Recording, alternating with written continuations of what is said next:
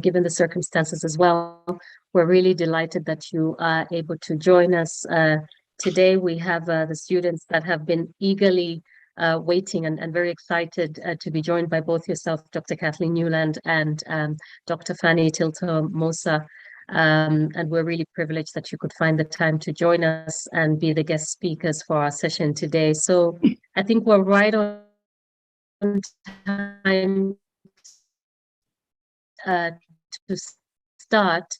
And so I will say good morning, good evening, and good afternoon to various partners that are engaged in co-organizing this certificate program that is also hosting today's special lecture on the role of governments in policy coherence, as well as looking at the impact of global institutions on policy coherence. And this falls under the certificate program on migration governance and diaspora engagement, which is organized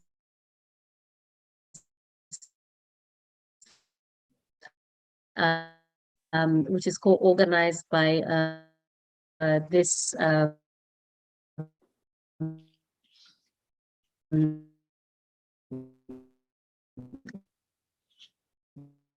webinar here today, and I'm one of the vice presidents of GRFDT. So Paddy Sianga, after I'll hand over the floor to our special guests, and also thank you to Diaspora.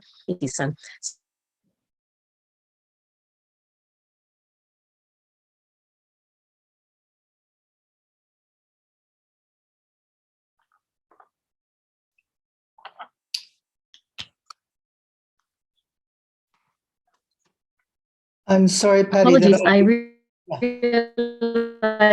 that my internet may be unstable. So joining us today on the topic of the role of governments in policy coherence and the impact of global institutions on policy coherence. We're very pleased to be joined by Dr. Kathleen Newland, who is a senior fellow and co-founder of the Migration Policy Institute, and also Dr. Fanny Tilto-Mosa, who is a knowledge management and research officer with the European Union Global Diaspora Facility, which is hosted at ICMPD.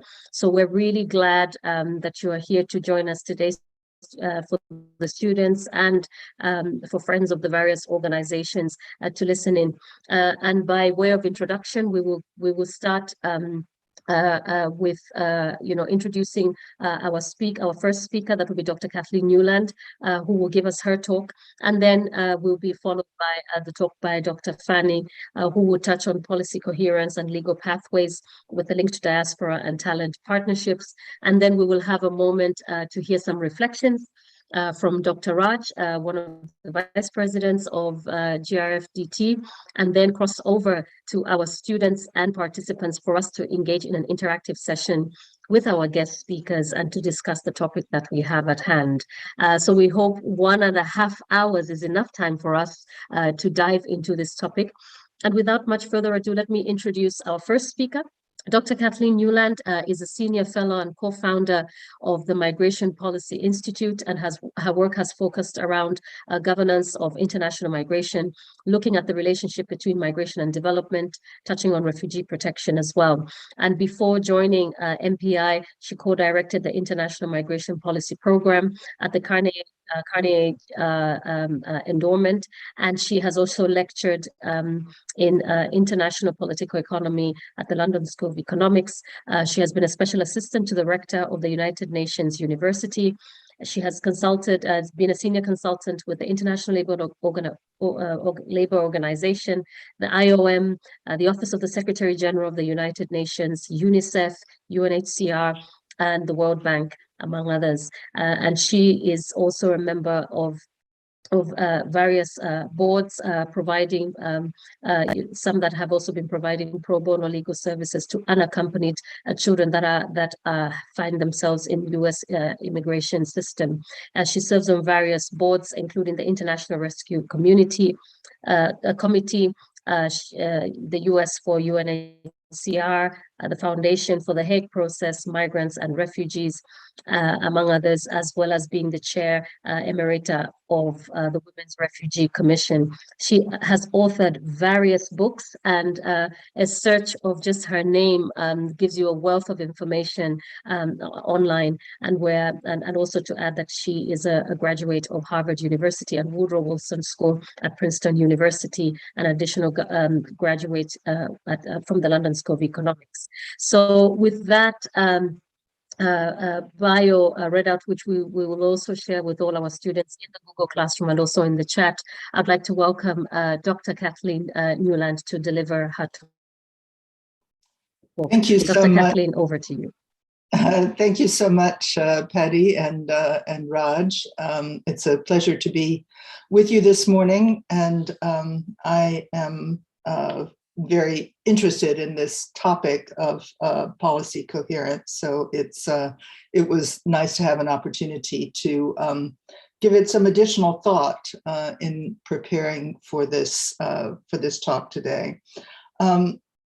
First of all, I want to make sure that we're sort of on the same page about policy coherence and what it is.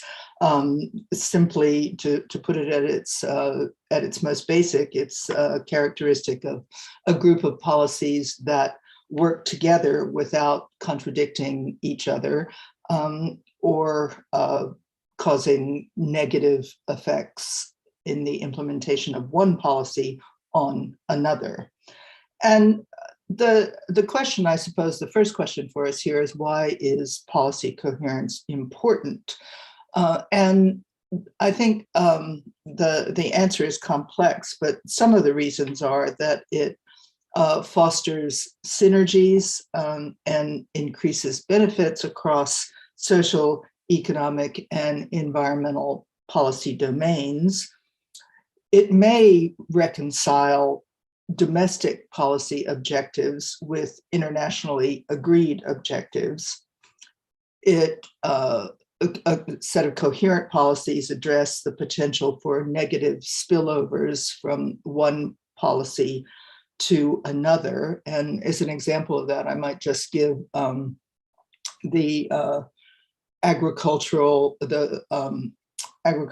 protection that many countries apply to their own agricultural produce, which reduces the quantity and the prices of agricultural imports from other countries that are much more dependent on primary production, and also has an impact on the employment of agricultural workers. So some countries, at the same time that they're trying to promote the development of countries primarily dependent on agriculture, subsidize their own production to the detriment. So that's sort of one fairly simple example of policy incoherence. Having a coherent set of policies, therefore, sort of prevents policies from working at cross purposes with each other and canceling out the benefits of each other. Coherence is particularly important for migration policy because migration cuts across so many policy domains. You can't really have a coherent migration policy without taking account of economic policies, trade policies, financial policies, agricultural policies, and many, many others. So migration is a field in which policy coherence is particularly important, and incoherence can be particularly damaging. A focus on policy coherence can help to reconcile competing objectives, balance trade-offs, and most importantly, bring about beneficial outcomes for migrants, for countries of origin, and for countries of destination. Let me talk for just a moment about some of the perils of incoherence. I've mentioned one or two.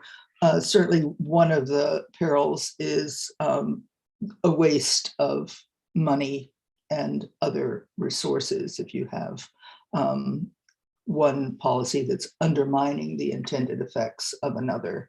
You may find that all the effort, the finance, and other resources that you, including sort of soft power resources like diplomatic influence, may be undermined. New problems can be created as negative spillovers from policies aren't anticipated and go unaddressed. For example, Brexit, something that's been in the news for the last couple of years, has one of the impetuses that caused citizens of Great Britain to vote for Brexit was, for many, impression fostered by the Conservative Party that there were too many migrants in Britain. And so people voted to sever their relationship which allowed open migration from the European Union to Britain. And since then, they have found themselves with a dire shortage of truck drivers, healthcare workers, agricultural workers. So that's a prime example of policy coherence not being thought through and thinking through what the spillover effects from one large policy domain would be on many others. Similarly, some of the COVID responses that we have seen over the last 2+ years have created massive, unprecedented barriers to labor mobility, also leading to labor shortages. Another example of policy incoherence related to COVID is that migrants being left out of COVID vaccine coverage and testing programs undermines efforts to control the virus. So those are just a couple of examples of some of the impacts of incoherence. It can also lead, having incoherent policies can lead to a loss of credibility. For example, since nearly 20 years now, since about 2000, well, more like 15, I suppose, since about 2007, there have been public pledges to drive down the global costs of remittances from migrant receiving countries to countries of origin. And yet the cost of remittances has, on average, has not gone down. It's gone down in some corridors, but across the board still remains about 7% of the amount transferred. And this, results from policy incoherence, from a desire to have lower remittance costs, but at the same time a reluctance to intervene effectively with money transfer operations, and which have kept the costs high, and a reluctance or inability to establish low-cost technologies and technologies as the norm. As a result, every time there is yet another call for lower costs of remittances, there's a certain lack of credibility that creeps into that. Yes, yeah, we've been saying that for more than a decade, and it hasn't happened. So another danger of having incoherent policies related to that is that broadly accepted goals can't be achieved. Another example I've given of that is a quite widely accepted objective, which is included in the Global Compact for Migration, which I'll talk about more later, is the incoherence between broad public health protection against COVID and continuing immigration detention, where it's well known that people in congregate settings, and particularly prisons, detention centers, have been particularly subject to the spread of COVID, the lack of care, lack of social distancing, lack of protective equipment has brought that about.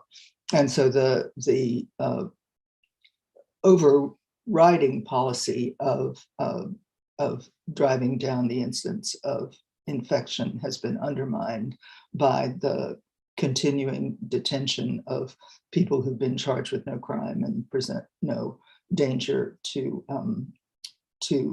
public safety, but do present a danger to public health as long as they are retained in these congregate settings. The final peril of policy incoherence that I would mention is the danger of free riding, which is that an economic term that that denotes the ability of countries to benefit from a policy even though they aren't following it themselves, and that certainly is a danger if policies are not coordinated across countries as well as within. Some of the policy coherence has a lot of different dimensions, and it's one of the characteristics that makes it hard to talk about it succinctly, as I'm trying to do here, because policy coherence can operate horizontally across policy domains. For example, between migration and development, which is one of the connections that for decades now it's been an attempt to connect those two policy domains, sometimes successfully, sometimes less so. But the policies that affect migration are distributed across many policy domains: labor markets, trade, education, health, law enforcement, agriculture, etc. And within governments, the departments or ministries that have charge of these issues have different views about migration. They have different power within the government, different influence within the broader society, and different command of resources. They also respond to different constituencies, whether among policymakers or among interest groups in the larger public. So the sort of horizontal coherence within governments or within international institutions is a considerable challenge to policy coherence. There's also a question of vertical policy coherence across levels of government, whether you're talking about sort of the most basic level of implementation of policies, all the way up to the sort of ministerial or presidential or prime ministerial level. And some of you may have seen the extremely funny British program, Yes Minister, which is a great example of a lack of vertical policy coherence, where the minister or the prime minister sets a policy direction, which is then undermined by the civil servants or the people who are supposed to be implementing those policies. And that is certainly not uncommon. There's also a dimension of coherence, of domestic policy coherence, which is between different branches of government, for example, between the parliament and the executive branch. One of the sort of stunning examples of this, again, comes from the Global Compact negotiations, where one of the two primary negotiators of the compact was the ambassador to the UN of Switzerland, and yet the Swiss parliament has so far refused to even endorse the compact that their own senior diplomat negotiated. You also may have policy coherence or incoherence among municipal, state and provincial and national levels, which often work at cross purposes on migration issues. For example, in the US, in some of the sort of harshest periods of immigration enforcement, you had cities that declared themselves sanctuary cities for migrants. You had municipal law enforcement authorities refusing to work with immigration and customs enforcement in conducting raids on unauthorized immigrant employers and so on. So there can be major differences. And of course, there are major differences in my country, in the US, among the states. in their attitude toward immigration, toward border enforcement, toward the extension of benefits to immigrants, particularly unauthorized immigrants. So this can create a pretty chaotic picture at the national level. And of course, there is also the international dimension of policy coherence, which is frankly chaotic. And I'll talk about that a bit more again when I give you a sort of mini case study centered around the Global Compact for Migration. The things that are necessary, or at least very helpful in promoting policy coherence, include interagency mechanisms, both within governments and at the international level. Within governments, you have things like sort of national security councils, which are supposed to put together different departments of government, different ministries around security issues, or domestic policy councils, which is the domestic equivalent in the United States of the National Security Council. At the international level, we now have the UN Migration Network, which is working to bring policy coherence within the UN system. Another mechanism is consultations. At the international level, I'd point to the Global Forum for Migration and Development as a consultative mechanism. No binding decisions made in that forum, but an excellent place for governments and other stakeholders to come to understand each other's positions and perhaps sort of spontaneously coordinate. Of course, negotiations are a primary mode of promoting policy coherence at the international level. Again, the Global Compact is the example of a laborious, more than 2-year process of negotiating standards and a framework, a non-binding framework for migration policy. Supranational governance can take place through regional bodies like the European Union or the African Union. They're often fairly weak, as we saw, and even the European Union, probably the strongest and most highly developed regional organization, was unable to develop a common position on Global Compact negotiations because one of its members, Hungary, refused to sort of buy into the compact positions. Currently, Europe has negotiated a new pact on asylum and migration, which is causing a lot of turmoil in terms of its actual implementation. Some countries feeling that external border enforcement is the most important aspect of it. Others feeling that integration policies and protection of human rights are important, although I'm sorry to say they are very much in a minority. But you also have European institutions like the European Court of Human Rights at odds with the priorities of Frontex, for example, the European Border Force. Policy coherence is difficult to develop without some common empirical understandings of what's going on within a particular policy domain.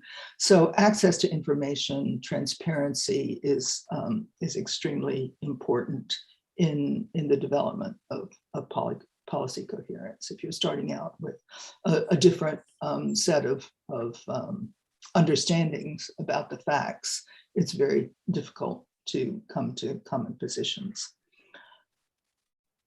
Anne-Marie Slaughter, a distinguished political scientist, international relations professor in the US, has talked about the importance of policy networks for developing coherence across countries. And she emphasizes the importance of informal meetings that allow people in different governments working on the same issue to get to know each other, to develop relationships of confidence, so that when there's a contradiction among their policies,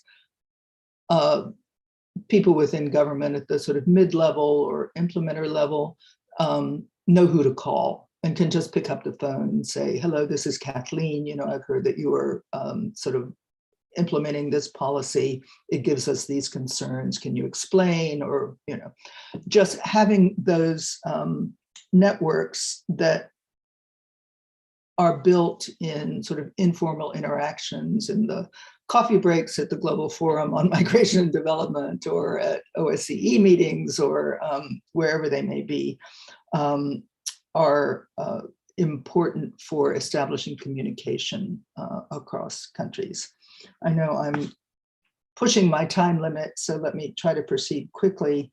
And some of the other things that are very helpful, probably the most important thing is accepted policy frameworks, which establish a basis for coordination for coherent actions across countries, of which in migration, probably the Global Compact for Safe, Orderly, and Regular Migration is the most important. I already mentioned the European Pact on Asylum and Migration, although that's in the early stages and is a bit rough yet.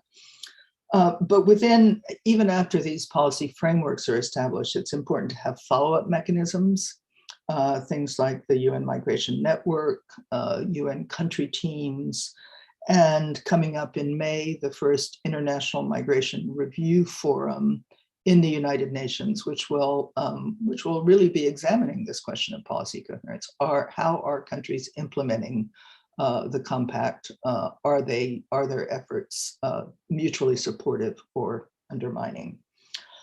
And finally, accountability. This is probably the most difficult issue even when you have agreed frameworks, even when you have binding treaties. For example, the UN Convention relating to the status of refugees, the 1951 Convention, has no enforcement mechanism. There's only moral suasion of one kind or another. There's no formal enforcement. Countries can't be penalized except bilaterally if they are violating the terms that they have signed up for. So just as a concluding overall remark, I would point out that policy coherence doesn't require uniformity of policies, but it does require coordination. So you have, the Global Compact with this vast array of objectives, and different players within states or different states may have different priorities that they want to pursue among those 23 objectives. So they can pursue their own priorities, but they are obligated, morally at least, to try to make sure that they don't contradict or interfere with the policies that are the priorities of others.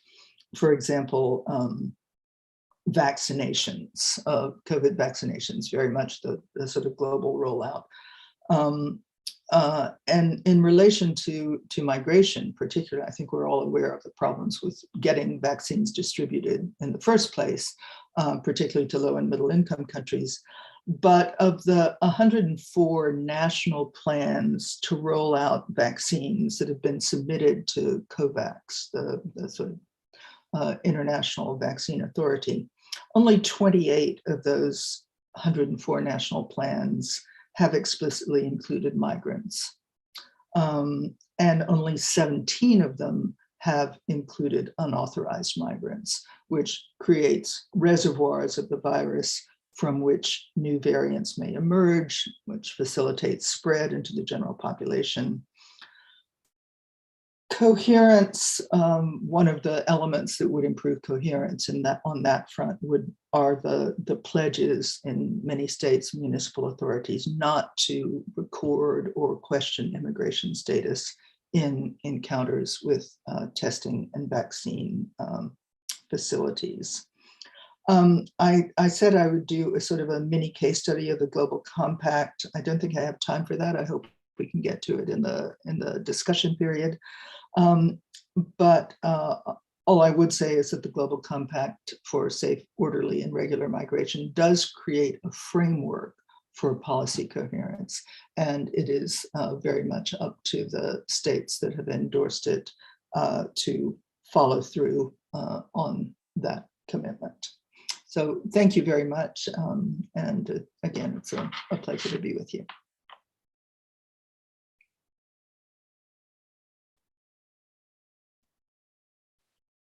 Dr. Kathleen, thank you for those reflections. Well, thank you for the talk.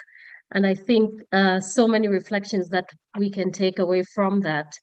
But before we would go into that mode of reflection, I think let's just take a moment to then listen to another one of our guest speakers today, Dr. Fanny, who is a knowledge management. Can you hear me? Yes. Yes. Sorry about that. I think I managed to mute myself. Let's listen to Dr. Fanny, who is the Knowledge Management and Research Officer with the European Union Global Diaspora facility that is based at ICMPD. And she's joining us from Brussels. And by introduction, Dr. Fanny completed her PhD on the topic of mobility partnerships and migrants' rights that really focused on the MENA region and West Africa. And she has previously worked on various migration-related projects with the United Nations, with ICMPD, with the private sector, as well as with NGOs. And some of the topics that she has covered include diaspora engagement, legal migration, and migration governance. So it's no surprise that, you know, we have asked her in her topic to kind of center around some of the big publications that she has done. There's quite two that are notable, and we'll be sharing those in the link as well. But we will go ahead now and ask Dr. Fanny to speak to us around policy coherence, looking at legal pathways with a link to diaspora and talent partnerships. Dr. Fanny, over to you. Thank you.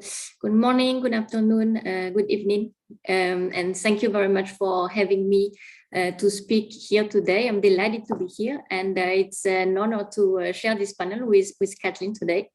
So before I start, let me just briefly introduce the EU Global Diaspora Facility. That is a project that is implemented by ICMPD, so the International Center for Migration Policy Development.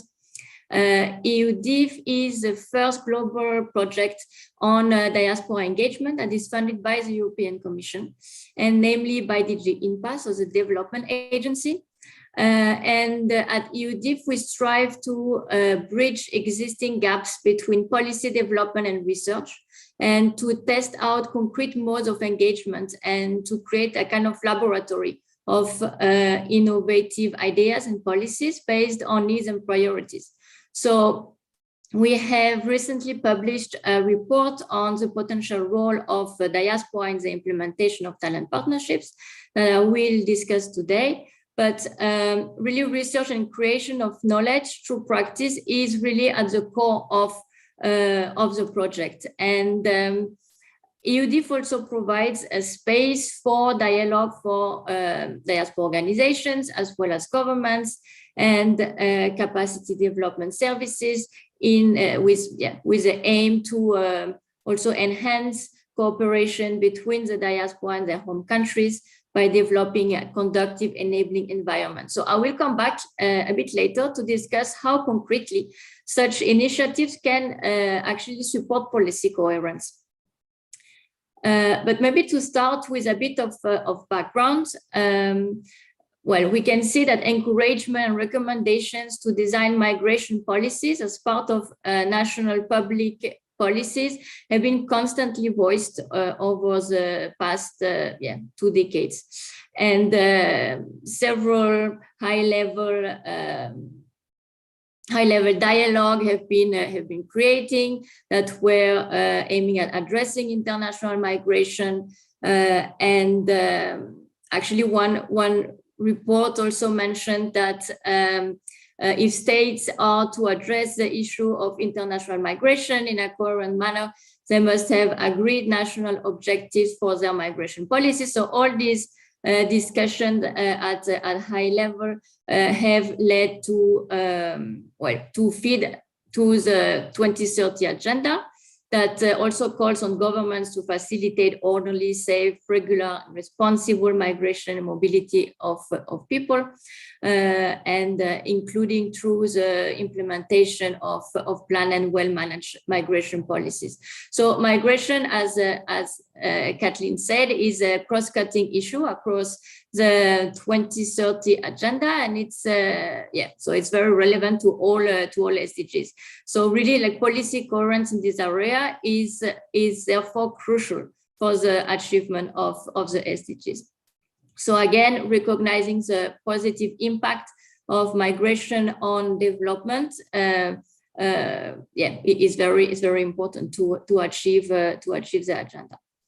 So just to link that with a bit of a background at EU level, so the preparation of the 2030 agenda for sustainable development coincided with the peak of the migrants crisis in Europe. So at the time, the European Union put forth a communication that was establishing a new migration partnership framework for third countries under the European Agenda on Migration.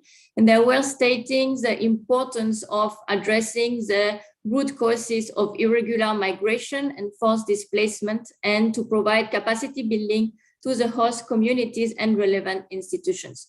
So addressing the root causes of migrations, it implies linking migration and development policies with the idea that by supporting the development of countries of origin, people would have more opportunities and would not be forced to migrate. But at the same time, migration policies put in place should also not have negative effects on the development prospects of third countries. So here we go back to the definition of policy coherence presented by Kathleen. But so this includes that the need to create labor migration channels for third country nationals, as it's often a key factor for development through remittances, for example, is something that is important when tackling these root causes of migration. So following this idea, some EU member states have also pushed for the introduction of migration as a topic that also led to the inclusion of this target 10.7 in the 2030 agenda. So this different action then also led to the creation of the GCM, as we know. But despite all these positive steps, I would say, when we are looking at migration policies globally, and even more so when looking at legal migration pathways, the least we can say is that policy coherence has not yet been fully achieved. Then when we look at talent partnerships, we can see that they are directly linked to three GCM objectives. There is objective 5 that to enhance availability and flexibility of pathways for regular migration. Objective 18, invest in skills development and facilitate mutual recognition of skills. There is also Objective 19 that creates conditions for migrants and diaspora to fully contribute to sustainable development in all countries. Of course, it can also more broadly be linked to other objectives, but I'm not going to list everything here. What is important to note is that the instrument is embedded in policies that are increasingly gaining coherence at EU, but also at the global level. And we will see a bit later that it could also help enhance vertical coherence on migration and development by also including the national and local level. So now when we are looking at legal pathways to Europe, once again, we can see that the landscape is very fragmented. The fact that legal migration remains in the remits of member states makes it difficult to get to a common approach at EU level. And while the EU is trying since 2 decades to push for policies in different areas such as trade, fisheries, or more recently even green and digital policies that would foresee legal pathways, the ultimate decision always lays with member states. And this can lead to frictions between mandates. And so, well, we can see that little improvement has occurred in this field so far. So while vertical coherence is still difficult to achieve, the EU is increasingly working towards horizontal coherence, and this, by thinking that how non-migration policies can affect development and therefore migration. So it is a bit to palliate the lack of common agreement on legal pathways that soft instruments have been created. And these instruments, they give us space to discuss, to negotiate, and to propose solutions for smaller groups of actors. They are also a necessary tool of cooperation with third countries that need to be included in migration management, as no one country can manage migration on its own. I think this is clear. So these instruments, they have slowly shifted from silos policy making into a more integrated approach. So we can now see that they cover several aspects of migration policy. So at first, when we look at the first instrument that really aimed at creating these legal pathways was the mobility partnerships.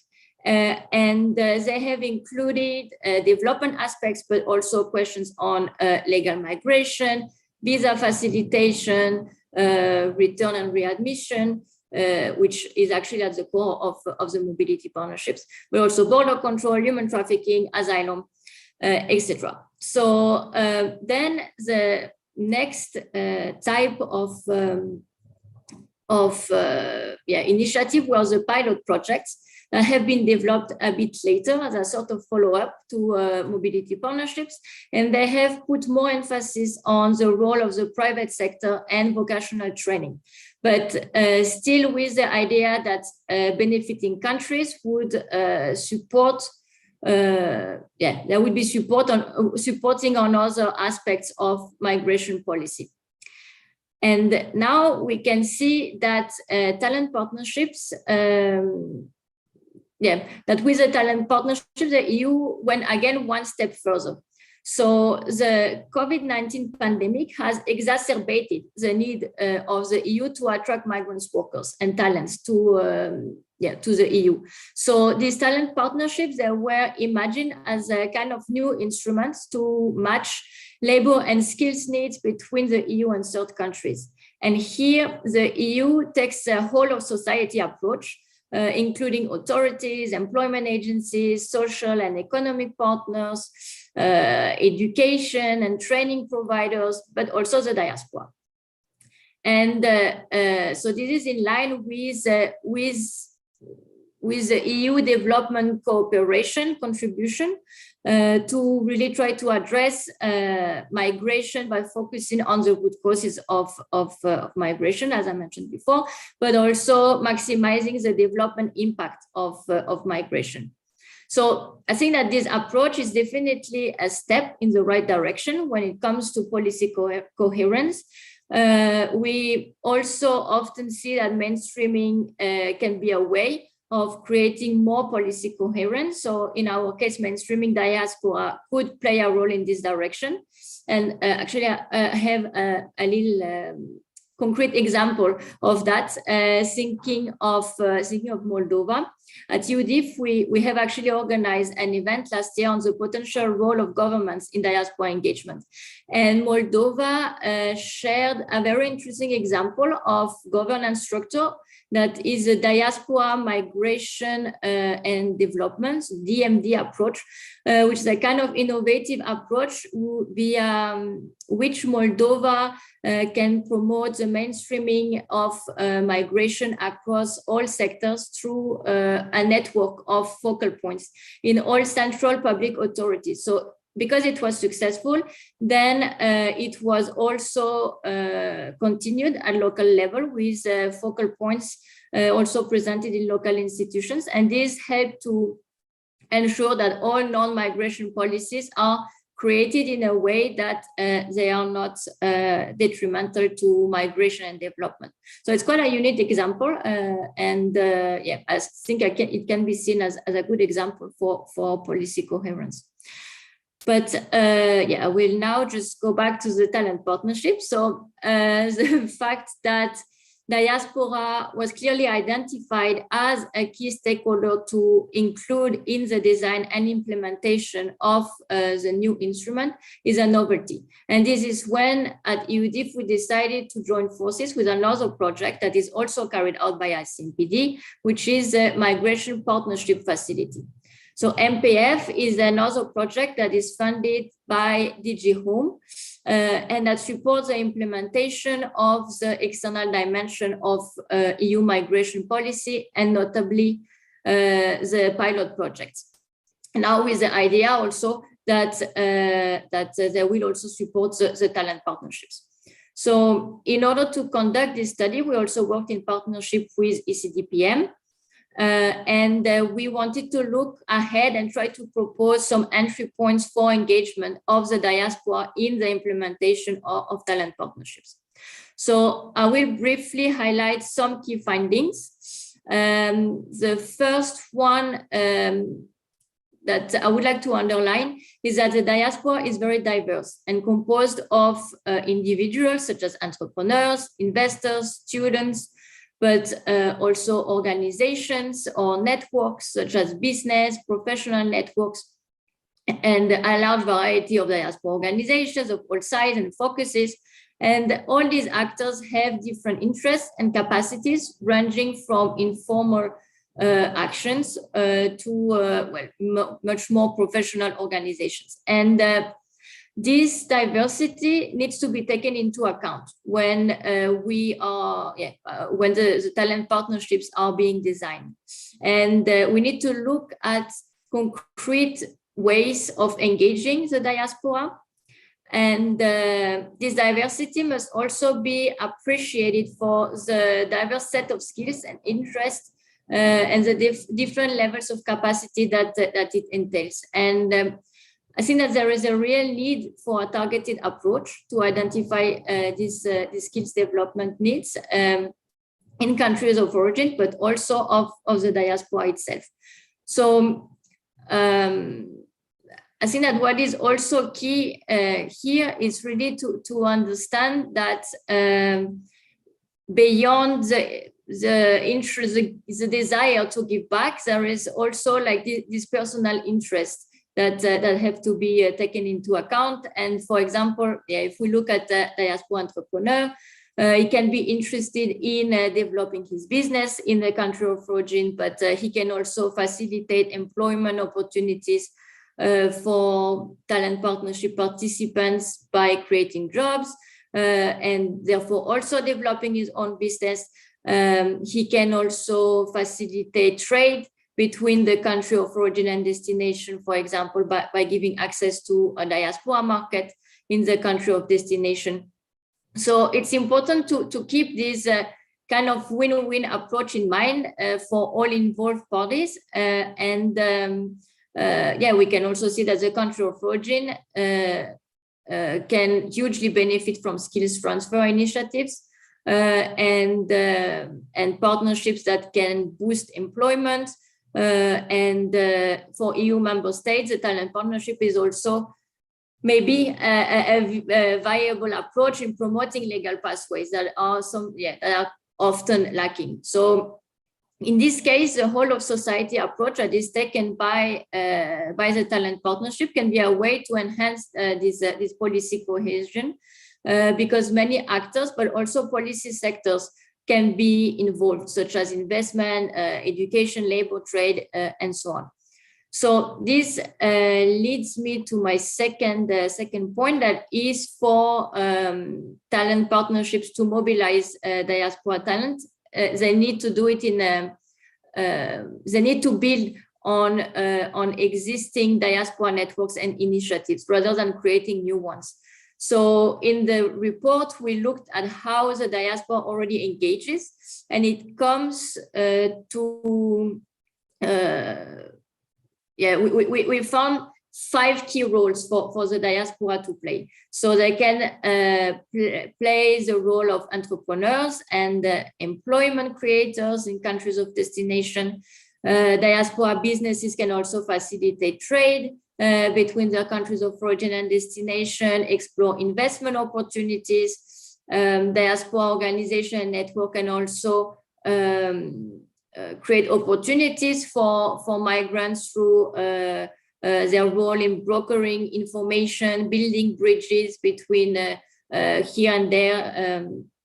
And then when we look at diaspora that are working with international organizations, so diaspora promote also the transfer of skills and knowledge to the countries of origin through more formalized engagement sometimes.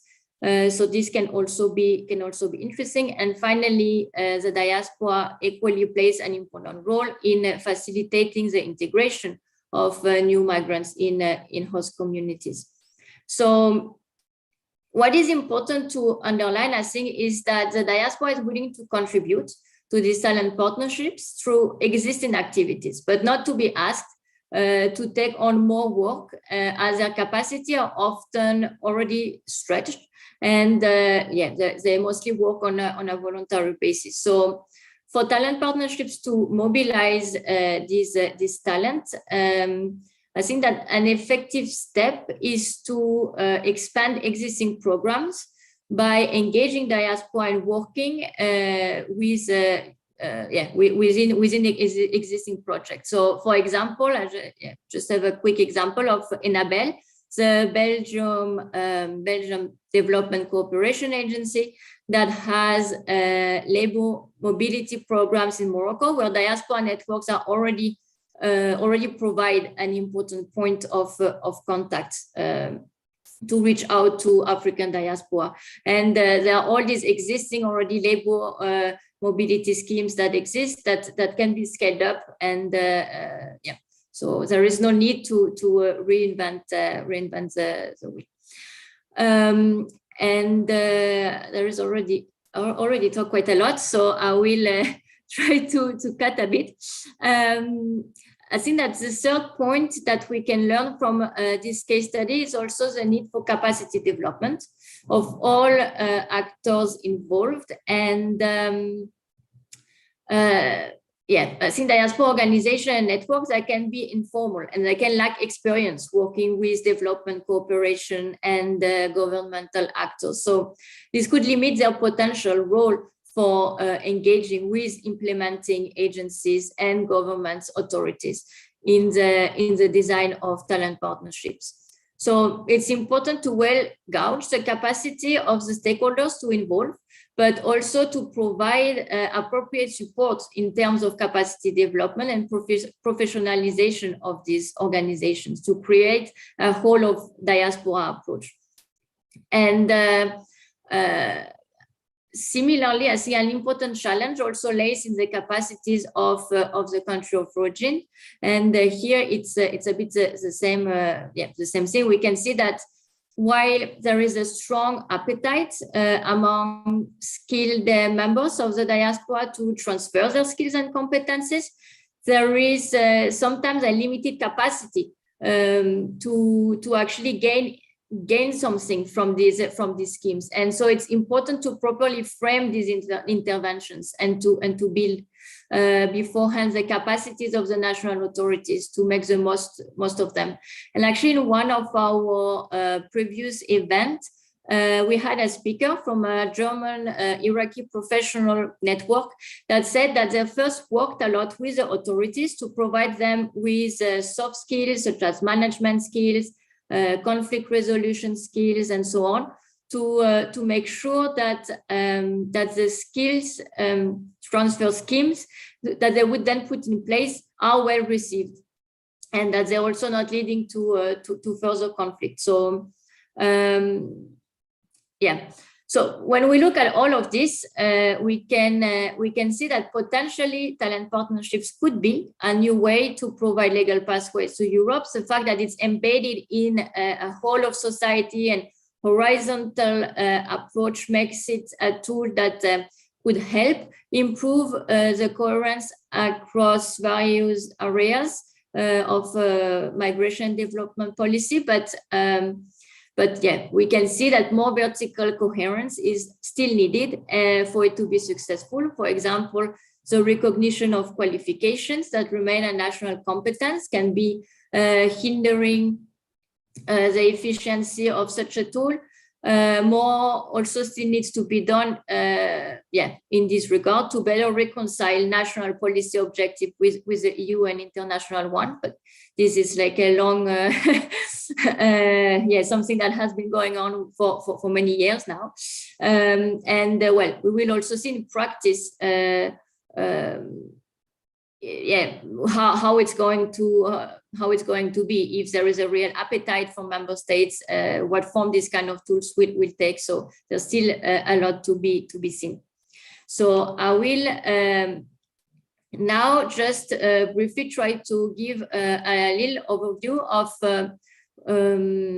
how international organizations such as ICMPD can actually further support policy coherence. And actually, some of the points that I had noted down were already mentioned by Kathleen. So we can see that one of the biggest problem is often the buy-in for policy coherence, because it's a concept that was a bit pushed by international organizations, and other partners, they sometimes remain skeptical, as it's not always clear how to implement this context, why they should implement it, and so on. So for ICMPD, really migration policy development is an essential part of what we're doing. It's not because it's just in our name, but it's very the purpose of the organization to really promote comprehensive and sustainable migration policies, and to do that we use three different pillars: so policy and research, migration dialogues, and capacity building. And we will see that these are the kind of building blocks that are often found in our initiative. This is really like when we look at the structure of EUDIF, for example, fully follows this logic with a research component, a capacity development component, and finally a space for dialogue. So just a few points. The first one would be that, of course, we would need inclusive participation and favor of whole of government and whole of system approach. And that's also a guiding principle of the GCM. And this is also one of the idea behind the creation of all these non-binding instruments, such as the talent partnership at EU level. And because they do provide this space for actors that are willing to work together to do so. And the coherence here, it remains essential for them to agree and to share objectives on what they concretely want to propose. But the fact that the instruments are non-binding, it also remains a kind of flexible tool, so that actors know that if they need, they can change their plans. And but in the same time, it's an important platform for discussion to facilitate different actors to come together. So I think I will skip this. So I think that there is also a clear role for international organizations to take here. And so again, when looking at EUDIF, we can say that we're providing this platform for people to come together, to share ideas, to learn from experience, and then to support concrete action. For example, we organize consultations with diaspora organizations to listen to their needs and interests, but also with governments in partner countries, and then provide all stakeholders with a space where they can meet and they can discuss together through our annual forum or other activities. And then we also support then their concrete actions when it's possible. So I think that this type of consultations, they can also build a kind of consensus, and and it can help to obtain the necessary support from various actors. So I think it's important for the buy-in.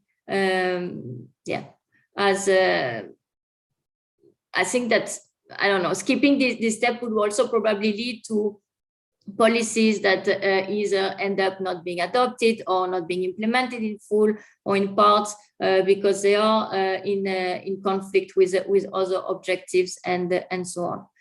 And to come back to also what Kathleen already mentioned, that we need legitimacy and transparency to I think enhance this buy-in.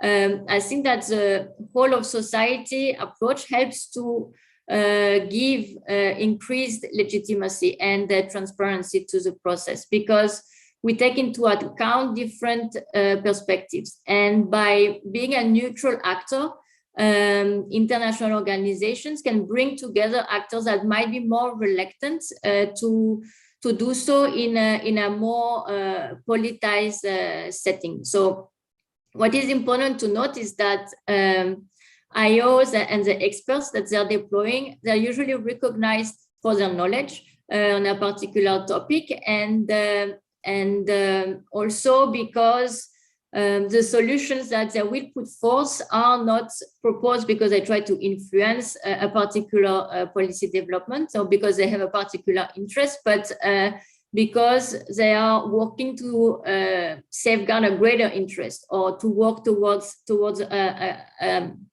a common good. So here, the role of knowledge and expertise is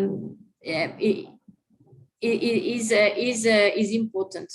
And also based on previous similar experience, IOs and experts, they can also propose solutions that are based on lessons learned from successes or failures in policy development and implementation, learn from peer-to-peer, etc.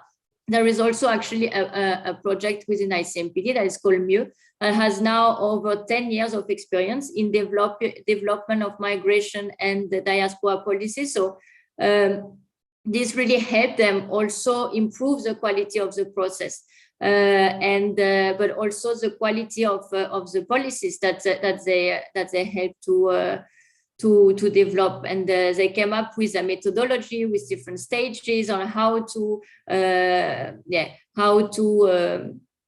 create these policies, and well, this also leads to some sort of coherence because it is always based a bit on the same structure. So I can, if we have time later, give you an example of how this works. But the last point I just wanted to mention was also, again, the need for responsibility in mandates, and also improving the governance structure to help a better coordination. And because successful cooperation mechanisms, they are based on a clear distribution of tasks and responsibility among key stakeholders, but it's also important to really engage with actors that can be engaged with, that have the capacity to engage. And in that, again, MIeux, but also EUDIF are working on consolidating or creating new institutions and so on that can actually play this role, that can be this interlocutor in this kind of dialogues. So all these points show now the importance of a whole of society approach and the creation of spaces for dialogue, but also the importance of knowledge sharing, I would say, and really the enhanced cooperation with stakeholders with clear mandates that might need to be supported through capacity development. So I think this is really how IOs can maybe better help policy cohesion in this regard. I think I will stop now because I really talked too much, but thank you very much, and I'm happy to answer your questions.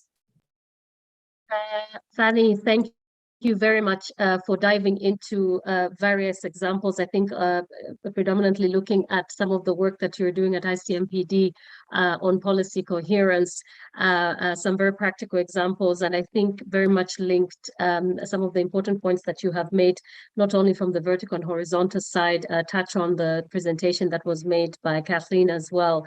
I think that there are a lot of questions in the chat, questions also from myself that I feel are already burning. I think it's some of the things that have been mentioned around the importance of monitoring remain very important. Some of the questions around accountability beyond treaties, but I would also say even beyond practices as well. Actually, mutual accountability, I think, is one step further that we can take it.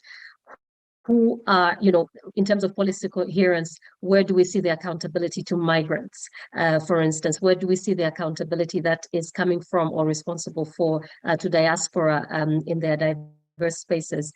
I think there's also some questions that we can look at in terms of understanding the idea of diaspora. Last week, we had a very interesting topic on kind of unpacking the diaspora and decolonizing, as Dr. Ipek Demir had shared with us some of the work that's going to come up in an upcoming book that looks at really decolonizing theory and concepts around diaspora. So I think it would be interesting to hear also how that coins in, particularly looking at this question that diaspora has agency, and often we look at them as sort of part of the product, and yet they are really part of the solution coming along. So a question that already comes up in mind is the role of knowledge, the role of also local knowledge from the homelands. How do we decolonize the space in terms of where we're sourcing the knowledge to capacitate different spaces, whether it's engagement with different international organizations or engagement with civil society or whoever is engaging in that space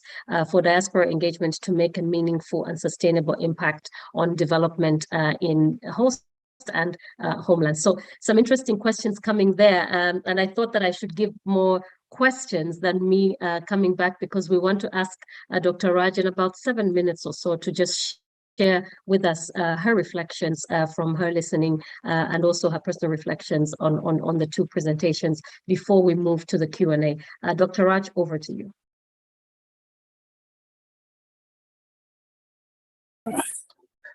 Okay, thank you very much.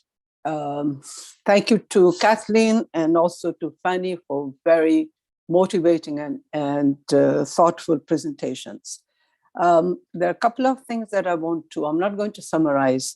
Kathleen has done a great job in sketching not only policy coherence at the national, but also leading to the regional and the international level.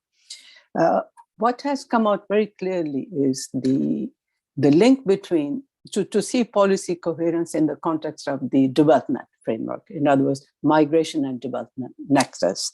So therefore, everything is oriented towards that. And migration is for development purposes, but policy coherence and improving the impact of migration on development is critical in this regard. Why it is? Because migration is linked to other, it's cross-cutting issue, and secondly, that the implementers are across and around, horizontally and vertically. And often they don't see at the national level, and I can say that at the international level, because they have their own agendas and they have their own interests. Now the question is how, while development is critical, because one of the root causes of migration is that the opportunities in the home countries are limited, or the development does not allow or open up opportunities for those who can contribute effectively, and hence they look outward. And for a very, very long time, the scholarship in this area was, if you develop the developing countries or the global south, then you can control migration. But that was a fallacy, because migration continues and has continued, and it will continue. So the challenge now is, what is it that is not working, which is forcing, in a way, people to make sometimes perilous journeys in search for a livelihood, which may not be a decent livelihood at the risk of their lives.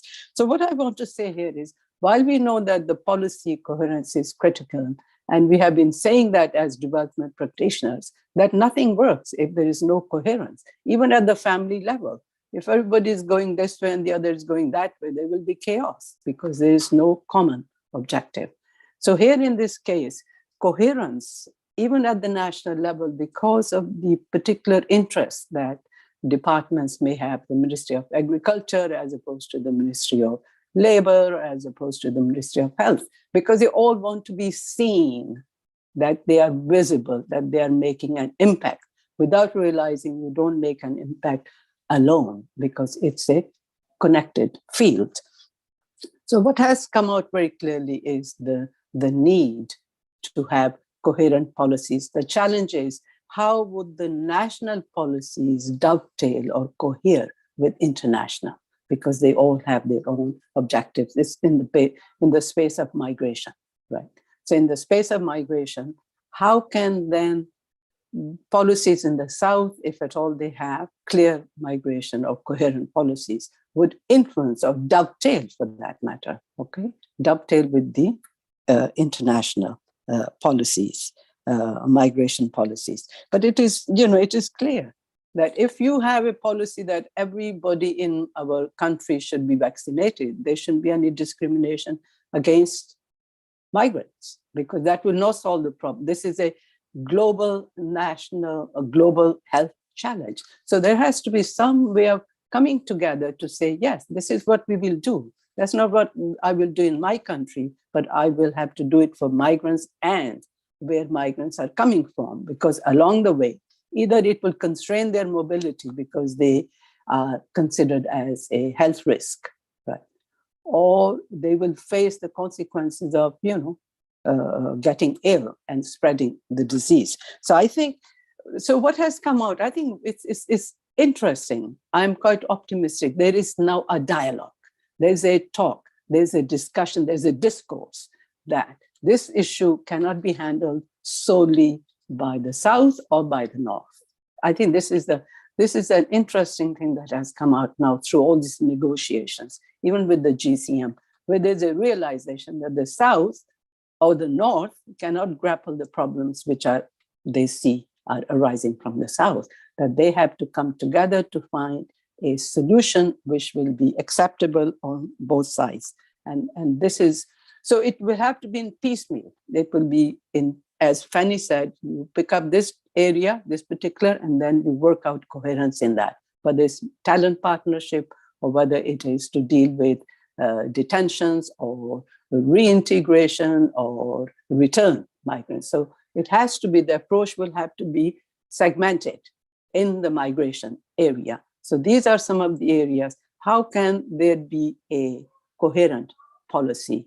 Of course, there will never be an international coherent policy because, as I said, countries have their own interests. I was going through some of the reviews, the regional reviews of the migration regional reviews, and interesting things have come out. Those reports they point to not only the challenges as regards data, capacity building, resources, and so on, but they're also saying the South-South, the issue of migration in the South to South is actually underplayed. And in fact, certain countries are facing serious issues. For example, in the case of South America, where you have the Venezuelan migrants coming into Colombia and so on. So in that case, how does one deal with the South-South migration issue if the migration is understood as South to North? So I think that there has to be a broader dialogue on that. This migration is not just from the South to the North. There is a whole lot of migration between countries in the global South, and they have particular challenges, whether it's capacity building, whether it's resources, whether it is even knowing how to develop those coherence, which is critical to maximizing the impact of migration. So I think I have exhausted my time within my time. Thank you. Thank you very much. So I have to, I have to, let me take this opportunity to thank both speakers for this excellent presentations. And I'm sure there are a lot of questions that the students have in their minds, and they have probably put them out. in the chat. So we are very grateful, and we are thankful to both of you for such very, very thought-provoking presentations. Thank you. Thank you very much, Dr. Raj, for sharing those reflections.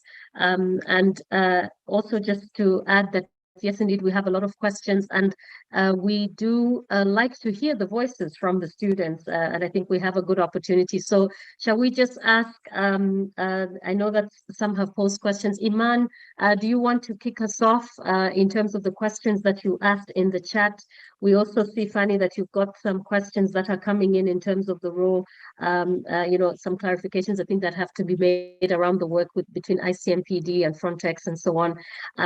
So Themrise, you're also welcome to unmute yourself.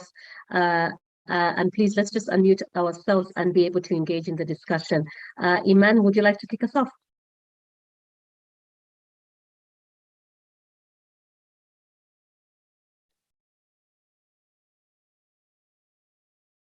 Okay, Iman, are you there? Or maybe you just need to unmute. Pushpa, would you like to go ahead?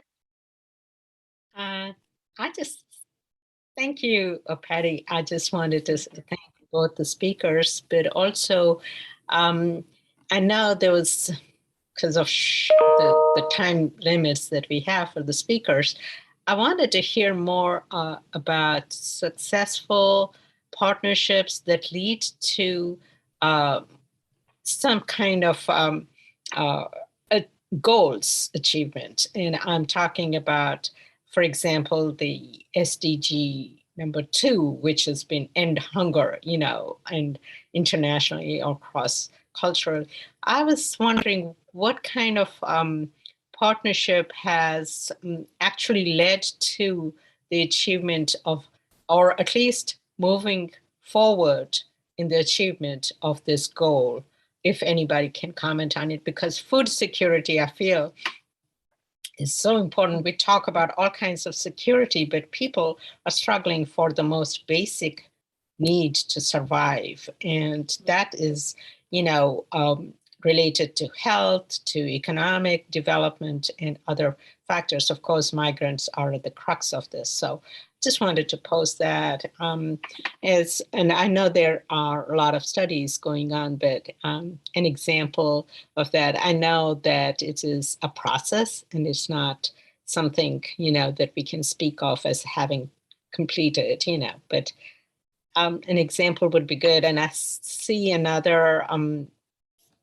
participant has also that kind of similar question. I believe it is Francisco, I don't know if I say it right, Astudillo, but that's good. I just was looking for, you know, backing up from participants. No, for sure.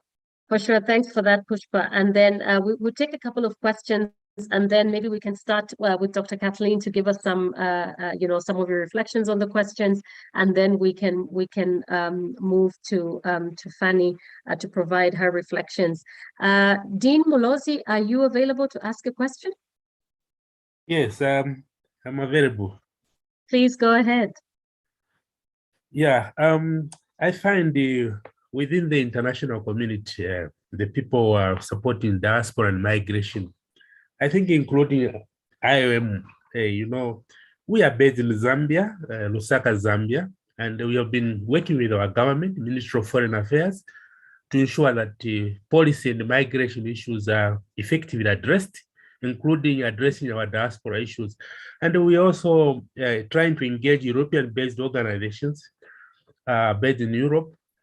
But there's a bit of a challenge, because when we engage, they are saying that since you are based in Africa, there's that kind of a problem in that kind of engagement. So I'm trying to find out really that within the African Union itself, we have got what we call a diaspora, you know, diaspora and migration unit which supports, but they're having a problem because I've been a part and parcel of AU, but they have been having a problem in the implementation of diaspora policies at national level.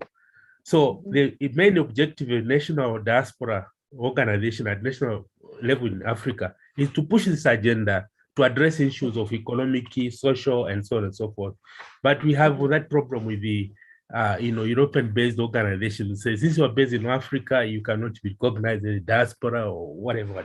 So I don't want to. Maybe you can be able to clear this, so that I'm convinced that because we feel that we have a very noble cause to work with our governments, because the major challenge in Africa to ensure that to put the diaspora policies under implementation, including migration. I think if you look at the South African, xenophobia, we are part of the Southern Africa Migration Network. We are having problems in the Southern Africa region to engage the South African government. So these are the issues that I wanted to raise in terms of policy incoherence or coherence. Yeah, thank you. Thank you. Thank you. Thank you, Dean, for that question. Iman, please go ahead. Hi, sorry about earlier. That's all right. Okay, so I raised the question of addressing the root causes, and to what extent does that justify what we're seeing in terms of Frontex work on surveillance and planting satellites all over Africa, monitoring borders, interfering in border controls between African countries as a pretext for stemming the root causes of migration. And then I do have issue with these statements such as addressing the root causes of migration. And honestly, I see it as a new form of colonization, honestly. That's outsourcing border controls, outsourcing all of the surveillance and so on to the African continent, introducing a new form of relationship, a new type of relationship between the global north and global south, if we may use these words. And I mean, they're also, I don't see balance between the investment made into all of the securitization that I've just given an example of, and development assistance or real engagement with the countries of origin to address the root causes of migration. And another issue is it's not only about development, because if there is no peace, there is no development. And we see many of the countries producing migrants in Africa are going through either conflicts, they have examples of undemocratic governments that are oppressing the people. The EU is now engaging with some questionable entities in Africa to achieve this border control or stemming the root causes of migration. We have examples in Libya, in Sudan, of such partnerships. So I just wanted to bring that into the formula. And another question also that I want to bring onto the table is about the role of the African Union. And I'm glad we have a colleague from the AU, and he says we have some migration bureau or something. What is the role of the African Union in addressing all of these? We're seeing bilateral agreements between countries, between governments, between non-state actors from the South, from Africa, with the EU, either EU as EU or EU governments. But we keep wondering, where is the African Union in all of this? Thank you. Thank you, Iman, for that. I think some interesting reflections in the space in which policy coherence, particularly in spaces where peace and security still remain pertinent. And I think that also goes to the question that Pushpa has raised around food security. So, the space in which policy coherence is also operating, and thank you for that. Francisco Astudillo, may I just add one point, please? Sorry. Go ahead, Iman. I just wanted to ask whose policies and which policies. So adding that to the formula, please. Thank you. Super. Thank you so much. Francisco, are you able to come on? We've seen your question in sort of asking for characteristics of, successful models, I think here in short, long and medium term. We can take that as a question for our panelists, but you're also free to just speak out your question and interact with us. Thank you, Doctor. Well, I think Pushpa and Dean have said it all, but yeah, basically is reflecting about how can we avoid or the government avoid to make these policies impartial, like to be coherent, because sometimes the authorities are the ones that specifically like threaten the rights to migrants. So it's the question is about how can we avoid to implement these policies, these coherently policies, without being biased by xenophobic or any other aspect, to restrict the human rights. That'd be all. Thank you. Thank you, Francisco, for that question. Atemorais, are you there? Atemorais Khan, are you there to ask your question?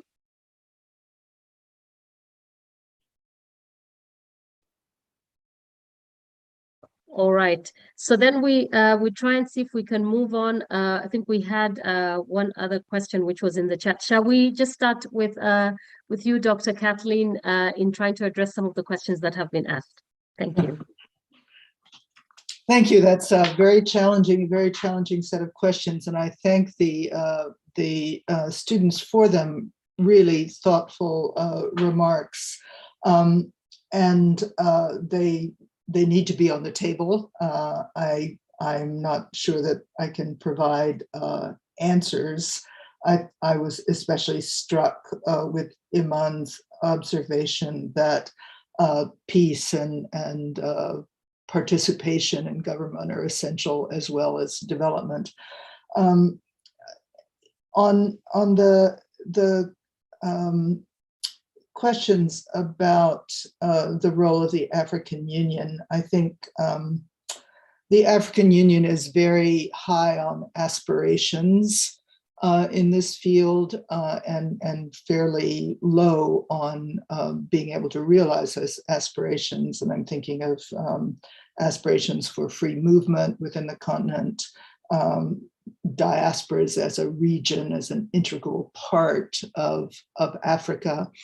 But I think it's very good to establish that those aspirations, but so far the achievement is a little disappointing, is very disappointing, despite progress in some of the regional organizations like ECOWAS and IGAD to sort of inch toward greater freedom of movement.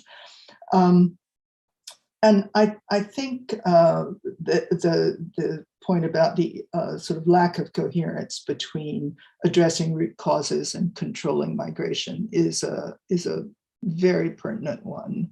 And indeed, some European diaspora, Europe-based diaspora organizations have been rather reluctant to cooperate with European governments when they see these issues as trying to establish lower rates of migration, or indeed to enable or justify forcible returns.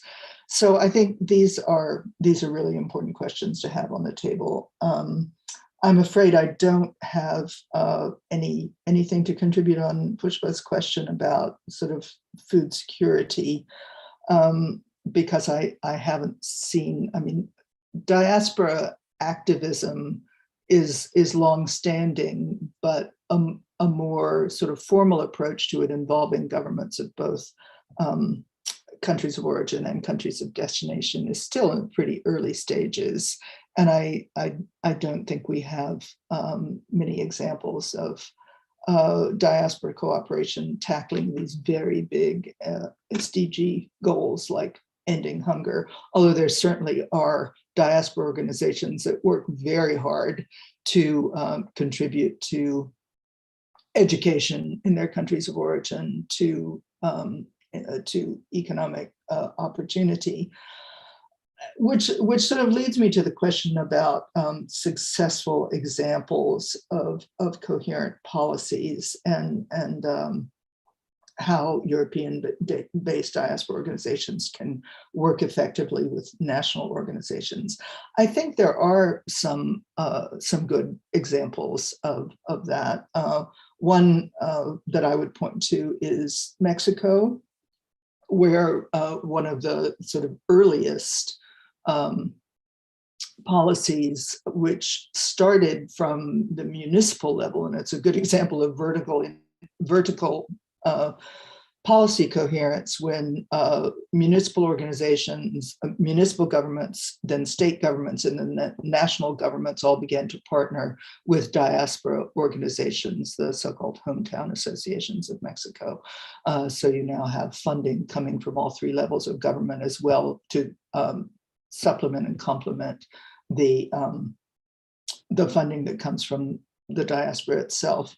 And while they also, the national government has an agency that is set up to cooperate with the diaspora, as well as having sort of 50 consulates that work with the diaspora in the United States, where most of the Mexican diaspora is. So that's one example that's been in that really has had quite a bit of effect at the local level. Again, these are mostly hometown associations.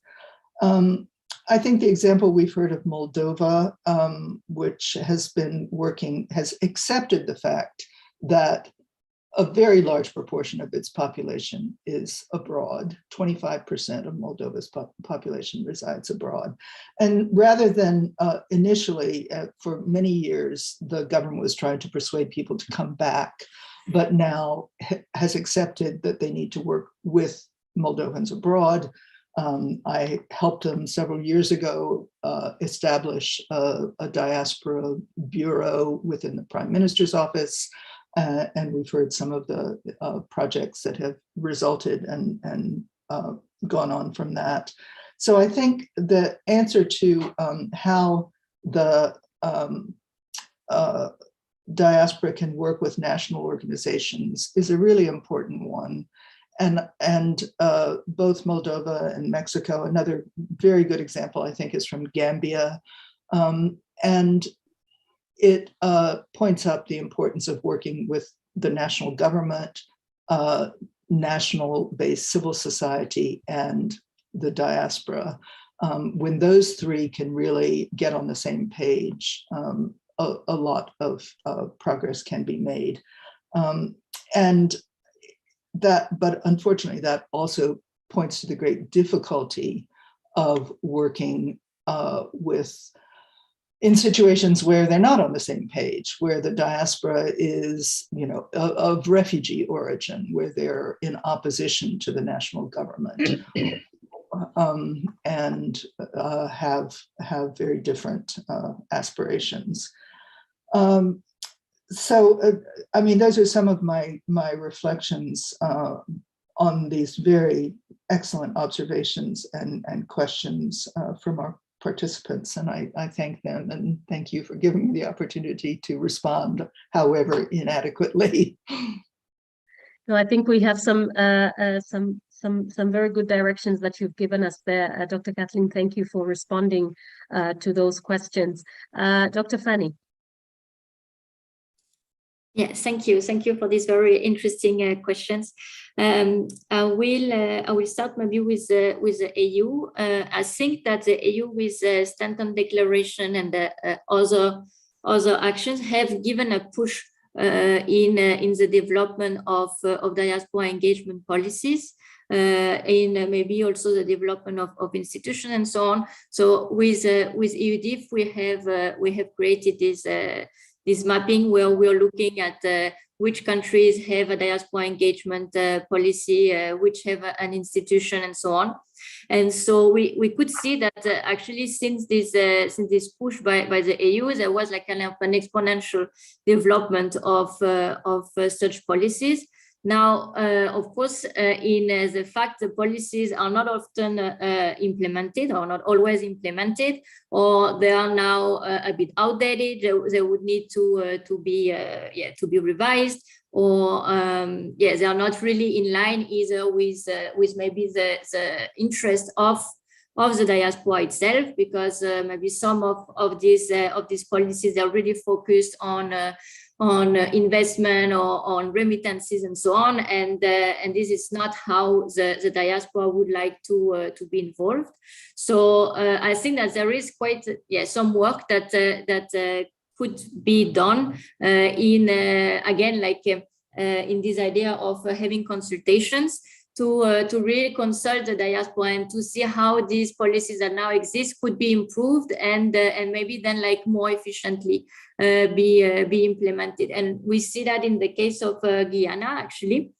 They have developed quite recently a diaspora engagement policy, but at the end they didn't do much with it because they realized that it wasn't really in line with the interest of the diaspora, and so they launched a whole campaign of diaspora consultations to really understand which were the main entry points and to really develop their policies based on that. And we have some other examples that are also based on that. So I think again for these diaspora policies, it's a bit like with other policies, that consultation is important also for the buy-in. If you want the diaspora to contribute, well, then the diaspora, the policy also has to be in line with what they want to contribute. So I think that's an important point. And I also wanted to go back to the idea of South-South, and I think that clearly when it comes to diaspora engagement, it's very important to look at this South-South migration, because most of the diaspora at the end, they are located in nearby countries. They are not located in the EU, and well, with now what we're doing in EUDIF, actually, we are focusing mainly on these diaspora organizations that are based in the EU, also for funding reasons. But we really saw in the implementation of the project that it's very important to actually take into account the diaspora that is based in other countries, this also comes back maybe a bit to what we do in terms of capacity development now in the different services that we are providing, and we really try to also include the civil society that is based outside of the EU in these activities, to create kind of partnerships with governments or with other actors to actually support this kind of interventions that are not just EU related to the EU and to one particular country, but really to have a bit of this more south vision. So it's really at the beginning, because this was not directly in the mandate of our project, but it's really something that we are now thinking of more and more. And also to come back to the question of the local role, I think that local level is very important, and this also is something that came out of the talent partnership reports, where one of the suggestions was to actually start working at the local level, because a lot of things already exist at the local level, and that a lot of it's like where they already exist at the local level could be a building block to then like scale up this kind of initiative. So it should definitely be taken into account in this kind of initiatives. And now to just go back to the question of the root causes, I think I will wear my academic hat now rather than my ICMPD one, because it's something that I have worked on quite a bit. And as I said, like when we talk about the root causes of migration, the idea would be that migration policies do not impede the development one. So when we look at border management, it is part also of this, like a package of different things that enter into migration policy. But the idea would be that there is a balance, and for now, as you mentioned, the balance is sometimes hard to be seen.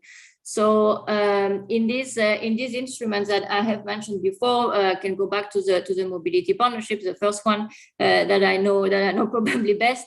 The idea was really to have this kind of balance with providing things that are more positive, so more development-oriented initiatives, things that were like linked to legal migration, or even at some point, diaspora engagement was also already included in that.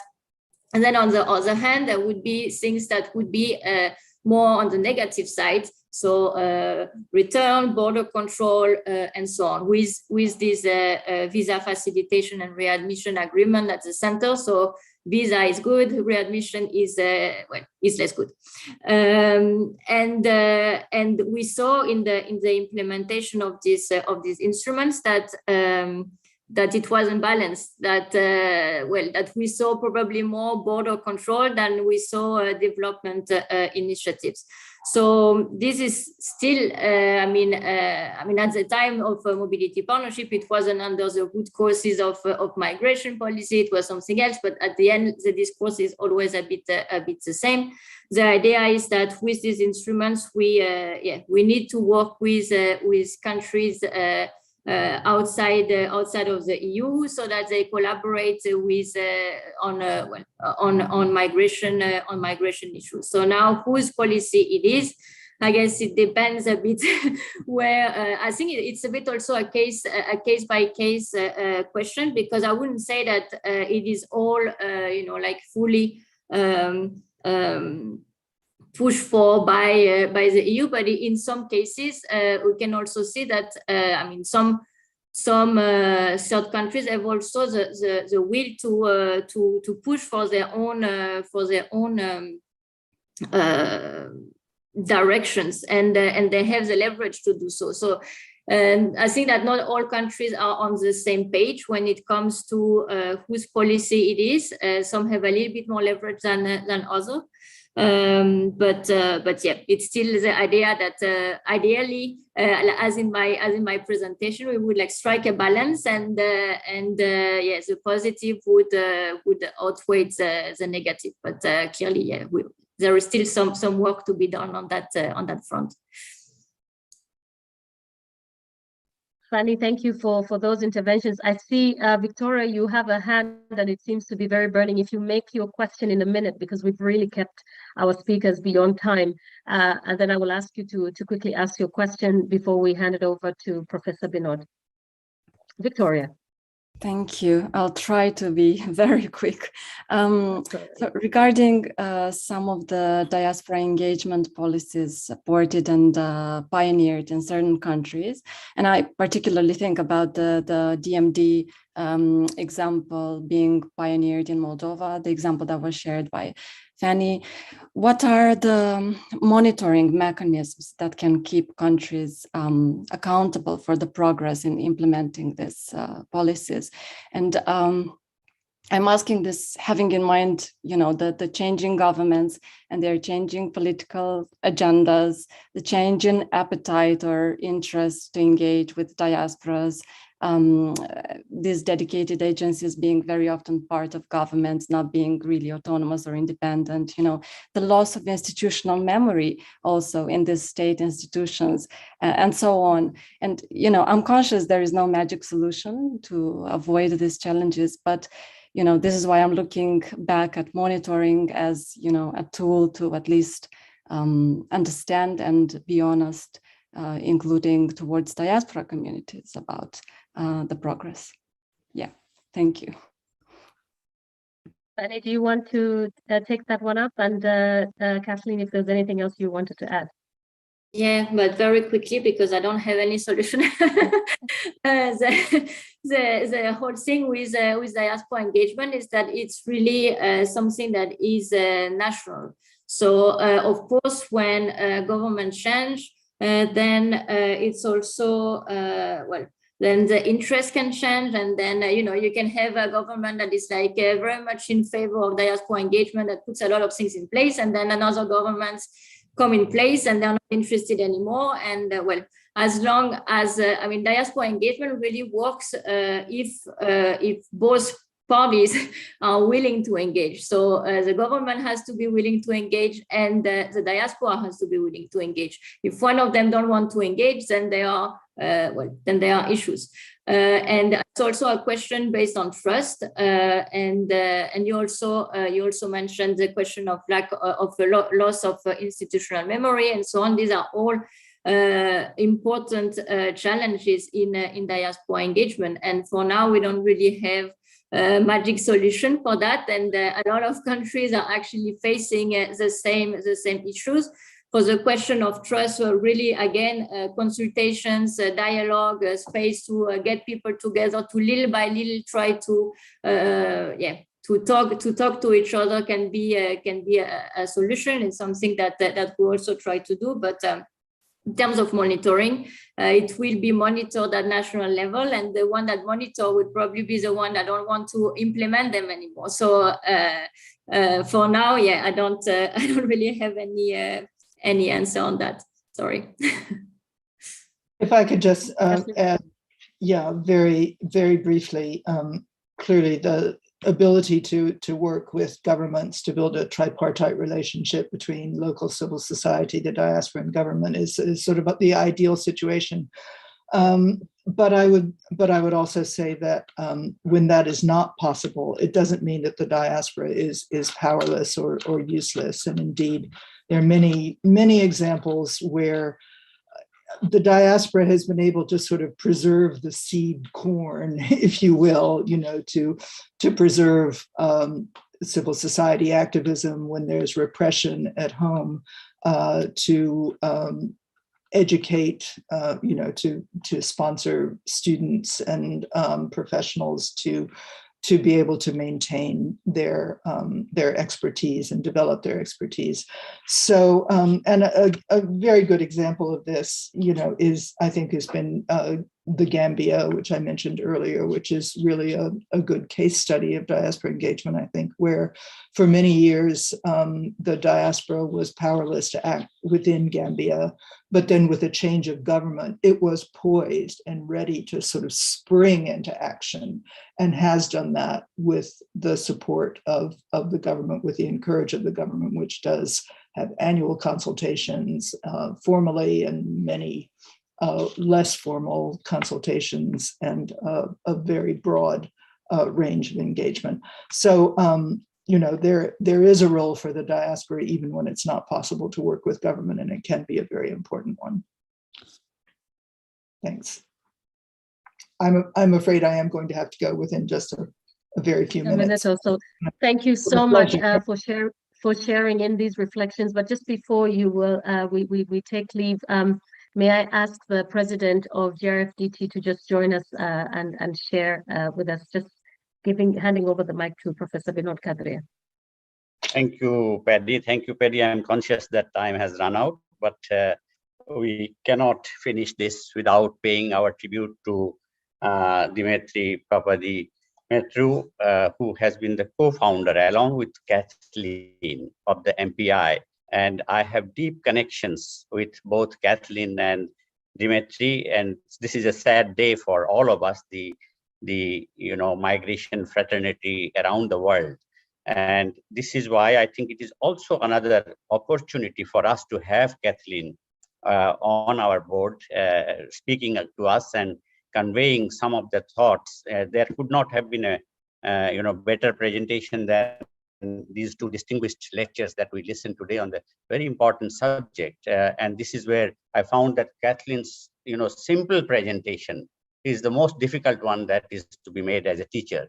And I think she is at par excellence in that. And I go back to 13 years back when I first invited her to Delhi for that mobility agreement partnerships a conference along with government and my university, Jawaharlal Nehru University. And that's when we get to know each other. We collaborated on the World Migration Report. We met so many occasions, but we don't have time to harp on that. But I would like to just say two words about Dimitri himself. As I said, he is the co-founder of the MPI, but he has been not only an institution builder, he has been an institution by himself. And that I think is important to keep in mind. He He was also the founder or co-founder of the Metropolis International, of which I'm one of the members of the International Steering Committee.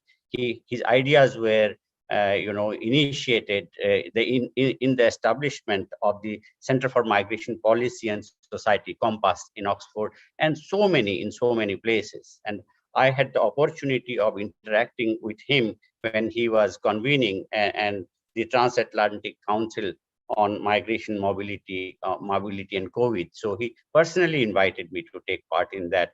He was so humble, and these are the traits that Kathleen focused upon in terms of establishing communication. This is soft power. Talking over a cup of tea, over a coffee, and down to earth. Such a giant of a scholar, and so much humble and down to earth. This is what we have lost today. And I bow my head on behalf of myself, the Metropolis International, Metropolis Asia Pacific, but more than that, the 4 organizations that are behind this series of lectures and webinars in the certificate course. And I should mention this Diaspora of the ADAPT, African Europe Diaspora Development Platform, and from Mexico's Autonomous University season, and of course, the GRFDT that I represent. On behalf of this, we register our condolences with Kathleen to be conveyed to the family of Dimitri and to the MPI and other friends and family members. And I would like to just mention that today's subject, the coherence, we talked about institutional coherence in policy between policies, and that's where the federal structure that Kathleen focused upon, and Fanny also mentioned with the diaspora. I think this was the core of Dimitri's philosophy, and he was the link between coherence, or for coherence between research and policy. That I think was the hallmark of this, and that also is becoming loose today. Our research community and policy making communities are separate entities, and that's where need to be bridged. And I think the IMF RF in May probably would be an opportunity where we'll have inputs from MPI, from Kathleen, from Fanny's organization, from our own organizations. With these few words, I'm conscious of the time again. Could have gone on to talk about Dimitri, but would like to say that we all miss him. And in his honor, I would request all of us to maintain a silence for 1 minute. At the end of that, I will request Kathleen to just say a few words about Dimitri. So let's go for the silence in honor of Dimitri. 1 minute, I'm counting that.